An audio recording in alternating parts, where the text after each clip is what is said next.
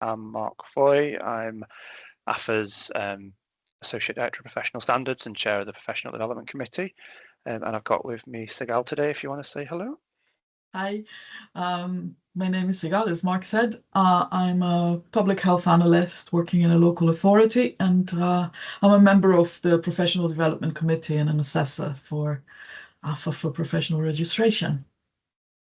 Fantastic. So this session is kind of just open, really, as the name suggests. It's a Q&A session. So the registration window opened in January, 13 days ago now. So the kind of point of this session is ideally, you've ideally started in some way along, and you want to come and ask a few questions from myself and Sigal, or maybe some peers on the call might share their experience too. I'm happy to keep it open. Obviously, maybe you're not as far along as you wanted to, so actually this is an opportunity to ask those questions that you've may not have asked before. For anybody who's maybe not started the process yet, so we do run an introduction workshop, which I'll do that magic thing where I advertise something and then Lizzie sticks it in the chat. But we do that every quarter, and I think the recordings are on AFA's YouTube channel as well there. So that link might appear any minute in the chat. But if you do want to kind of have a look back over them, that kind of talks you through the process in more detail of everything that needs to be done. Happy to cover some of that today, but just to advertise the fact that we have those intro sessions which walk it through. This is very much a Q&A for hopefully to get those last little questions or bits done during this January window. Sigal, anything I've missed or you want to add as an intro? No, fantastic. So in that case, I will open it up. I mean, I say it's your session. Sigal and I are here to kind of help with your applications or to answer those questions. So keep it quite informal, shout out, hands up, use the chat, whatever's easiest. But yeah, over to you guys. If there's anything you want to ask about the process or even specific details about your application is more than fine.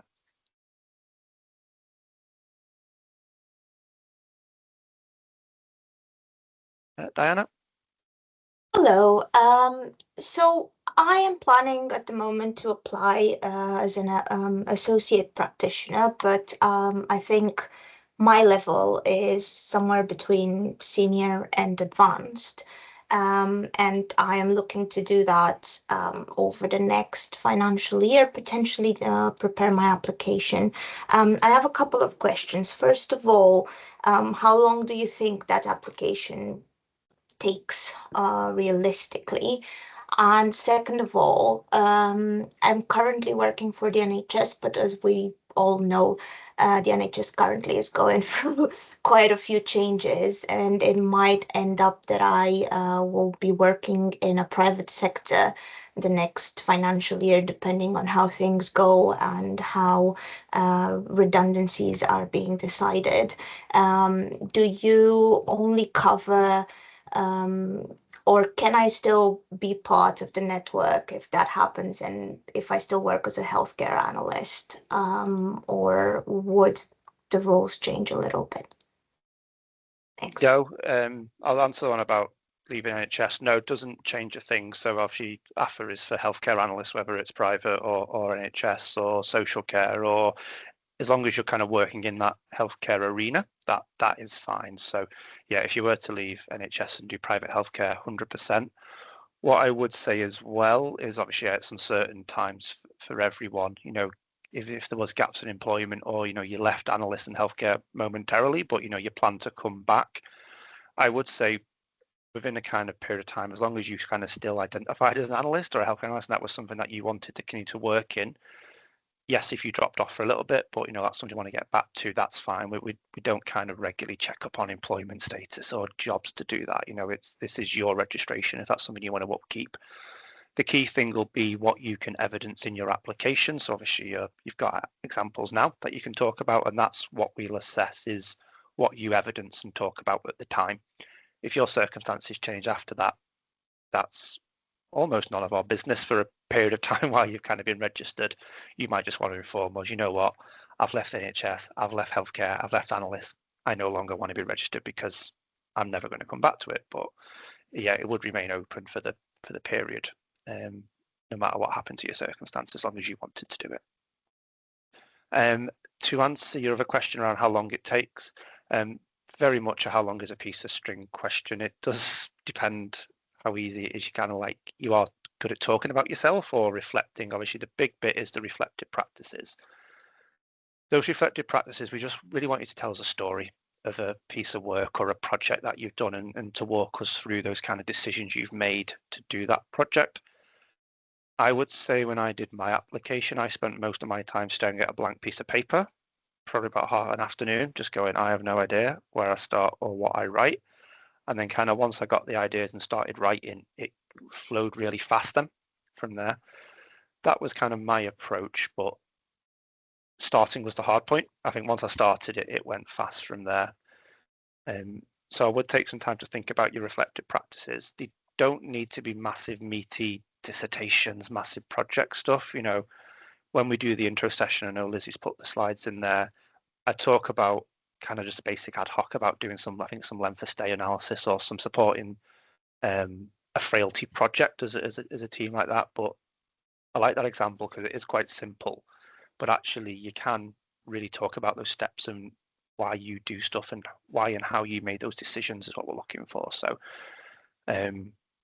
we ask for a minimum of 3 for them. Some people do write more because we want you to cover all the standards, but 3 of them, depending on kind of how fresh they are in your memory.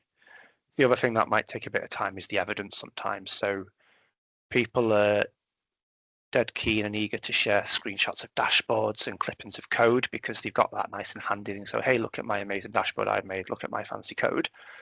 But what we're kind of really assessing is how you got to that point. So some of maybe the conversations you're having with peers about, you know, maybe checking the quality of your work, meetings, you know, agendas and minutes of you going to talk about something or arranging with others, you know, that sometimes takes a bit of time digging out, you know, some evidence around that. We always love to see kind of praise and compliments as well. Hopefully you've got some of them to say, oh, Diana, what an amazing piece of work you've done. That was fantastic. You've really helped my service. You know, maybe you've got a nice little folder of all your praise saved, but sometimes takes a bit of a while to go through and go, oh, where was that email that somebody was really nice about my work and stuff like that. I'll stop for a second there. Sigal, I don't know if you're going to kind of come in on your experience of kind of how long it takes. Yeah, it took me quite a long time, and partly it was because I changed jobs, which is why I think it's very relevant to you. So you need to make sure that you've got enough in your either in your new job or things you can evidence from your old job if you are changing jobs to make 3 reflective practices. So, and because what we're asking for needs to be reasonably recent work. And if you change job and you do end up doing different work, you may not have enough for 3 reflective practices by the time you want to apply. So it's really important that you are able to evidence all the standards. So the evidence is not just the reflective practice; it's an evidence of the standards, which is quite an important distinction in terms of how we assess it, because what we want to see is that you are meeting the standards, not that you are able to evidence the reflective practice, if that makes sense. So, so from my point of view, the difficulty was in making it small enough, some of the work I had done, small enough so that my reflective practices were not all the same thing. So that, and I think the easiest way is to sort of think through all the standards and say, what sort of reflective practice should I write to evidence this particular subset or that particular subset, and build your reflective practices around the standards rather than necessarily around 3 separate pieces of work that are quite similar. I think that would be my contribution here. Yeah, thank you. That clarifies it, and it's actually quite good for you to mention evidence, because I think I was a bit unsure about what kind of evidence you're looking for, and I think now at least I know if I do change jobs, what I need to carry from this current one, so that I can build that evidence. So yeah, thank you very much. Yeah, I think that's exactly it. I think difficulty is evidencing sometimes. So anything you can evidence is fair for to include really from there. As I said, a lot of people get hung up on here's my shiny dashboard, here's my amazing script, which I'm sure as any good analyst you will squirrel away some good bits of code you've made no matter what job you go to from there. But obviously you may then struggle to access that. You leave and you can't access stuff anymore. But yeah, as I say, it's the why and the how we want to talk about. We're not particularly bothered about the what. We're not here to assess the quality of your dashboard or the quality of your code or the quality of your analysis as such. We want to know that the decisions you've made to do what you've done, however or whatever it is you've done, there was some kind of sound logic and rationale as to why you did it that way. You might do a piece of work that was a complete disaster and it was the best you could have done with the resources you have.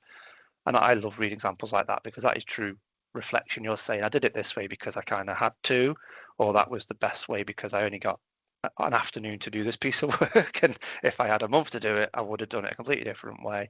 If I had access to these tools or if I had access to more staff, we would have done this, but I did it this way.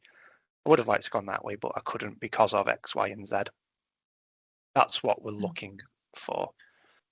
And regarding selecting the right level, because you mentioned that you were somewhere between senior and advanced, which is quite common actually. Look at what evidence you've got and make that decision partly based on the evidence on what you can evidence.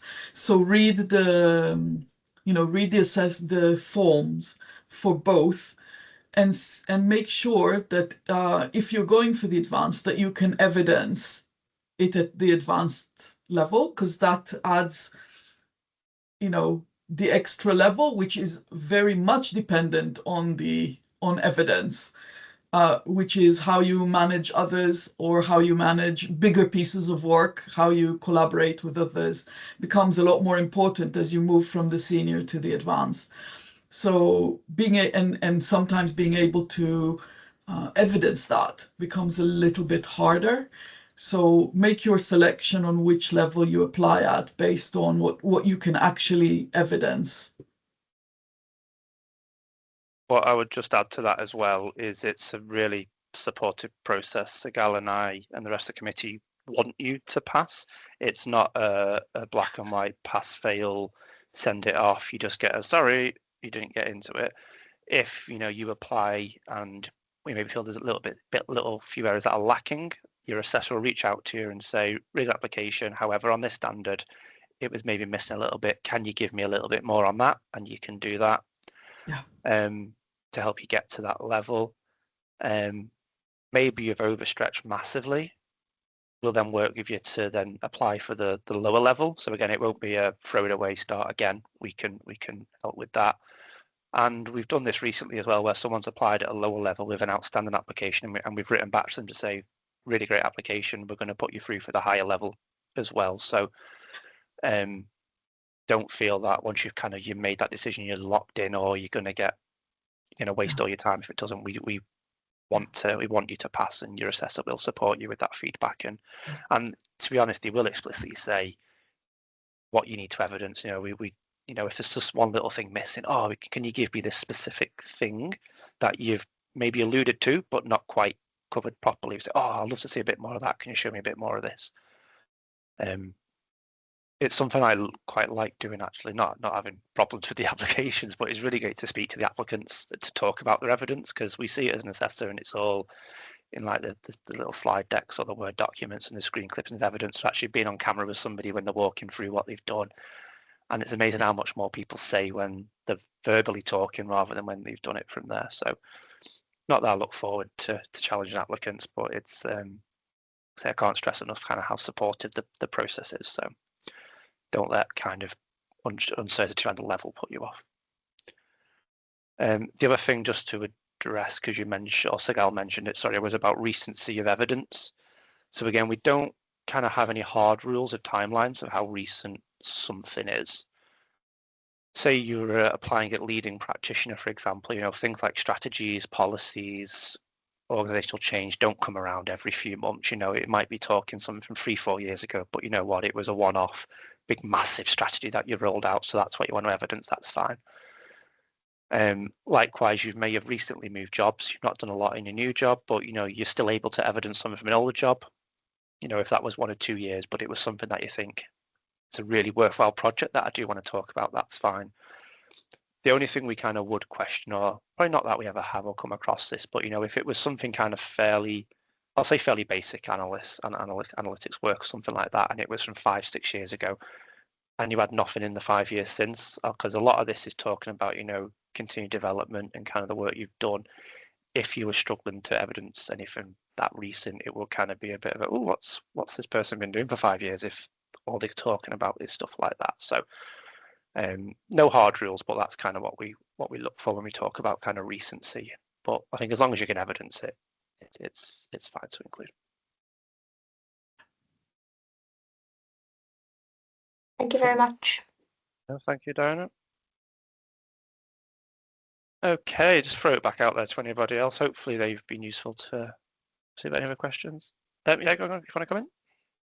All right, thank you. Good afternoon. I just have a question about accessing the form. I've tried to check on the Alpha website to see the form we're meant to actually complete, and for some reasons I couldn't lay my hands on it. And yeah, so if you could please direct me to where the forms are, that would be helpful.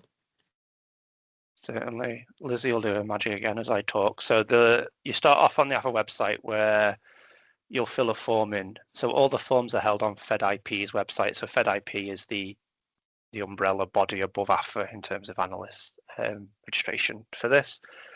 So there's a form there to fill in, which will then create your account on FedIP. Just back to that point about level. So that form just asks you what level do you want to apply for. It doesn't matter what you pick, you're not locked in at that stage from there. So when you're requesting access, just you can pick whichever for there. What you'll get sent through then is your account for the FedIP website, which again Lizzie's just put in the chat. And then all the forms are on there. It's there's like a learning catalogue from there. And if you search professional registration, they all show up. But yeah, if you complete that form on AFA's website, and that will create your account to get the forms off FedIP. Okay, sorry, just to add, I think I have an account because I'm part of the Future Digital Leaders, and I have selected to be Alpha, and I think an account has been created, which I really don't know how to progress then. I'll tell you I'm what, currently an associate practitioner, but I think I've checked through some of the levels and I want to apply for the senior practitioner. yes. So have you filled in that form that Lizzie's just put in on the chat then? Okay. So if you fill that link in, that will get your account for FedIP to get the forms. Oh, okay. So it's separate to your AFA account, which you'll already have. This is to just because the forms are hosted by FedIP as the umbrella body. Okay. But if you fill that one in, the forms will be on there. That's fine. Thank you. Yeah, and as Lizzie said, you're already at the associate level. So yeah, the forms will be there for senior or advanced or whichever you said to apply.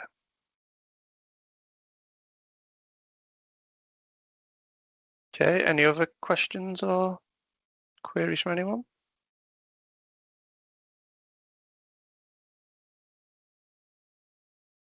Has anyone started their application yet?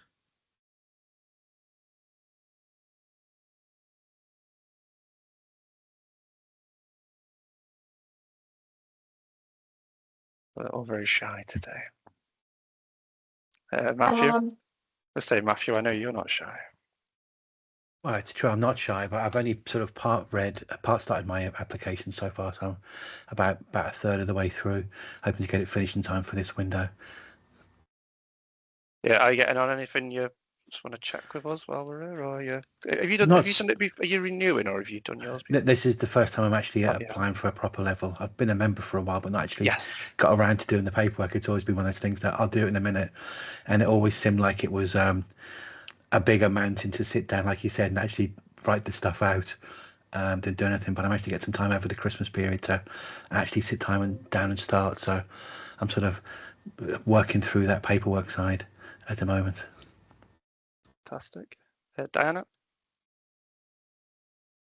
I have just started to write the application for the associate level, so it's a simpler one, but I don't know, not halfway through it, so yeah, hopefully I can have that by the end of the week. But I have looked at the levels otherwise and kind of tried to figure out where I fit in, and I think your feedback is really relevant for me, and especially around evidence. So that will start in the next financial year, hopefully. Fantastic. So just to remind everyone, if you've not seen it or heard previously, so the application window is every quarter. So open in January, and then next one will be April. And this is what I always forget then, July, October, and January again. I think that's right. So, and as I said, we always run the intro workshops, I think probably about 6 weeks before the window opens. So there'll be an intro workshop where we talk through the process, probably in the back end of Feb or start of March for the April window, of which there'll be a Q&A session mid-April, the same way we're doing the Q&A session mid-January now. So always works on that cycle from quarterly from there. So yeah, conscious it's been Christmas and it's January now. So, and this might be the first time some of you are kind of learning a bit more about the process. So the next window will be in April if January's a bit too of a short turnaround. Frank? Oh, hello, Mark. Just a quick one. Just in case, if let's say I do register this week, approximately how long do I have to be able to complete and submit for, approximately how long do I have to process and submit? Yeah, so we keep the window open for a month. So it would close on the 31st of January. What I would say though is if it got to the 30th, 31st and you felt, you were 80, 90% of the way there and there's a little bit more to do, reach out to us and we'd happy to accept one a little bit after that. If you said, I'm nearly done. If you know what, you're only 20, 30, 40% done, it's probably best to wait until April from there. Conscious it's the 13th now. I don't know how far along you are, but if you felt, I could turn this around in the remaining 2 weeks, or I can turn most of it around, do reach out and let us know on the last couple of days that you think actually I'll be able to get this to you in the first week of Feb or from there. But otherwise, I think the April window from that. Yeah, thank you very much. And Lizzie's just put in the chat there for anybody applying at associate level, we accept them all year round. Yeah. As you might have seen if anybody's looked at the form, it's a lot simpler, and it's dead quick to we just collectively assess it as a committee, whereas the other levels they get allocated out individually and there's a lot more kind of work going in. So just to kind of manage workload of the assessors and to keep some rigor to it, that's why we have the quarterly windows for the practitioner above levels. But yeah, if you're doing associate, fire that in anytime. That's not a problem.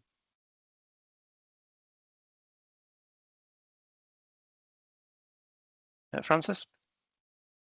Hi, yeah, can I just ask about the size of the reflective practice examples? Because I think I've got kind of one quite big meaty one that hits a lot of the standards. Is it okay if the other two are smaller, or should I be trying to pack as much into that as I can, really? Yeah, I'd say just tell us the story and it's happy. Some are big and some are meaty, some are a bit smaller. Yeah. To be honest, I did a similar approach from my one. My first example was quite a meaty one, and I probably covered about 80% of the standards in my first one. And I thought, actually, I've done a good job here. This is good. I've got most of them now. But yeah, we do want for free just to show that variety and scope of work. As Sigal mentioned earlier, it's good to see a range of stuff sometimes. So what I did then after I had my main one that covered 80 was my second one. I may have tailored somewhat to hoover up the missing standards to make sure I'd addressed them, which is fine. And then the third one, yeah, it may have been less meaty, should we say, but as long as it kind of tells that story and it isn't just, a couple bullet points per box, as long as it's still able to flow and make sense of it, that's fine. I think the main thing, as Sigal mentioned earlier, is it's about covering the standards. So actually, if you cover them in one in a heart, one in bit, and then the third one, and the decrease in size, that's fine. So don't feel everyone's got to be massive, super project that you've done. What you do find sometimes is it is the simplest tasks that do yield some of the kind of more reflection. As I was saying before, love to read about those little micro decisions that we make as analysts. Somebody asks you for something and straight away the cogs start turning. You're thinking, how can I show this? Where am I going to get that data from? Oh, where can I do this? We want you to talk about that. And I said about things not going the way intended. You might think, oh, this is a really good piece of work. I can do something. I can produce some amazing stats and analysis from this. But the stakeholder or the person who's requested it just wants a bar chart. And that's what you produce because that's what the audience kind of wants from there. It's good to kind of say, this is what I would have done, this is what I would have taken it, but I went this route. So it may not turn into a big piece of work because you just spent 30 seconds making a bar chart, but actually talking us through what you would have done, how you got to that point is really good from there. So I don't know if you want to add anything. Absolutely the same. My first one was big and hoovered about 80% of the standards. And could evidence, and then the other ones were smaller, much smaller pieces of work that were designed to make sure I evidenced the rest of the standards. So absolutely okay. Brilliant, that's really helpful, thank you. Okay, thank you. Okay, we're starting to lose a couple people now. I'll do one last call out for questions. If something comes to you afterwards, email them in. I think info@analysts. Hopefully Lizzie can stick the address in the chat in a minute if you've not got it. Yeah, reach out afterwards if anything pops in your head. There we go.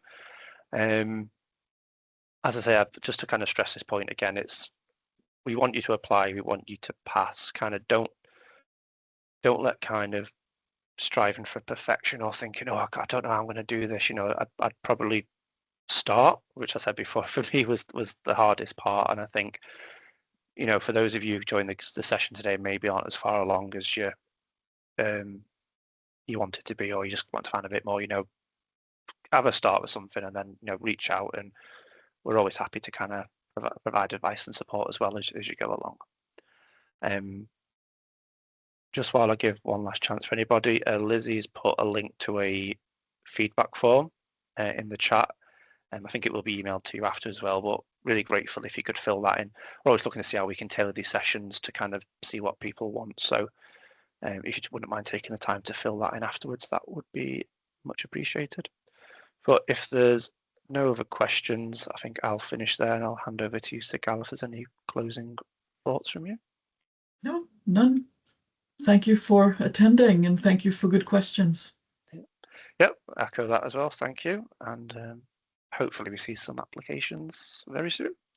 Thank you very much for your time.